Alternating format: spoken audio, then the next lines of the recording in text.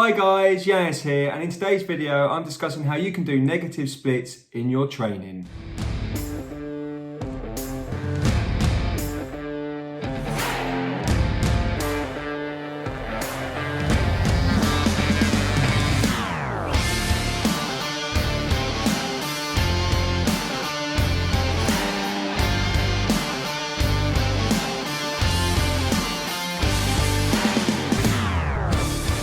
Welcome back to the channel guys, and if you're new to the channel, please like and subscribe to my channel, and if there's anything you would like to see, please let me know, and I can try and do a video for you and give you some tips.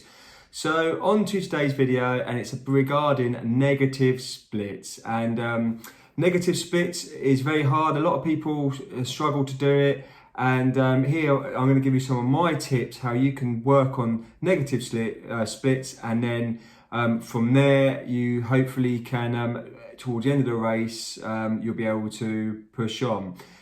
So firstly, it takes a long time to do. It takes practice, and you have to force yourself to go slow. So firstly, the way I did it, you can adapt it to any sort of your training. So as swimming, cycling, running, anything like that, it can be adapted. So firstly, you need to have a look at interval sessions. So firstly, you need to have a structured interval session, and I'd say the best way to do it is doing longer reps. So for example, if you're on the bike, maybe 10-minute reps, for example, or 5 to 10 minute reps. Swimming, like 400-meter reps, for example. Running 1 mile reps, anything over that, or 2 mile reps. That's how I used to do it. So in regards to, I'll mention how to do it now. So in regards to your training is, so for example, if you have 5 mile reps to do, for example, 5 one times mile reps, with recoveries in between them. What you can do is that every rep you do, you start off slower. I know it sounds easy said than done, but it is very easy when you look at it that way. So basically, you just take your time, the first reps.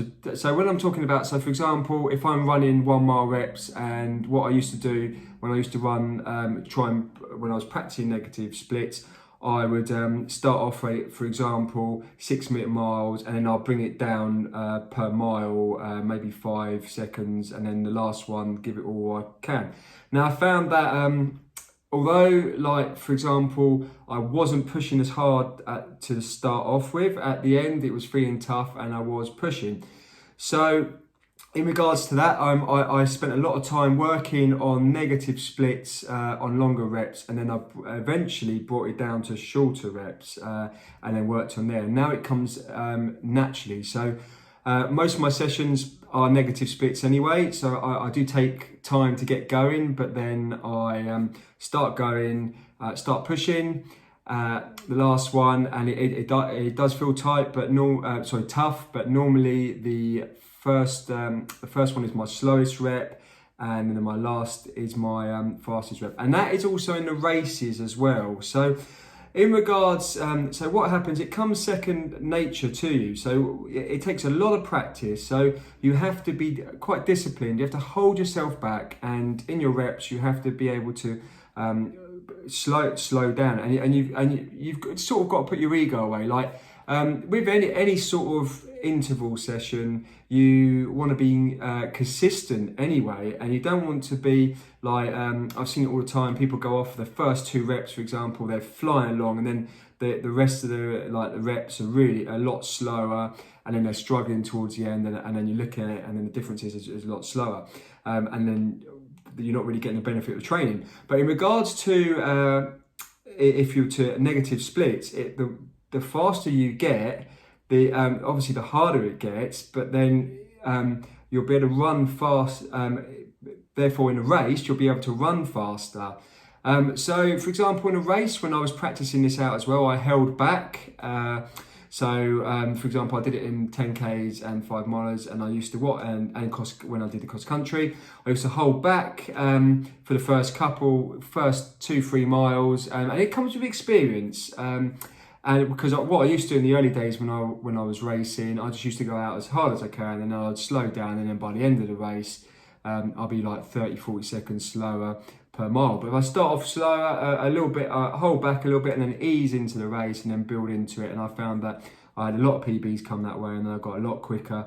And towards the end of the race, although I was feeling really tough, but I was able to push on and actually get the fastest, like for example, mile, the last bit of the race. So in regards to my training at the moment, so a lot of my sessions are negative splits, and it comes second nature, and I always try to push myself in the last rep just so I can get there, even if it's just like a second difference between the other reps.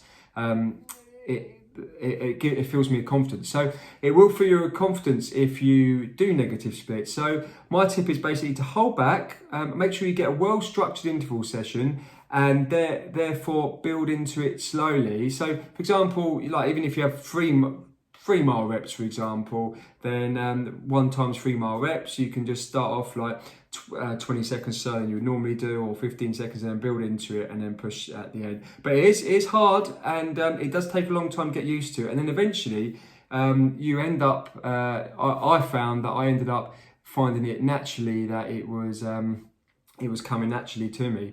So guys, I hope this video helps you. It's just a little bit about negative splits and how you can adapt it, well, focus in your training.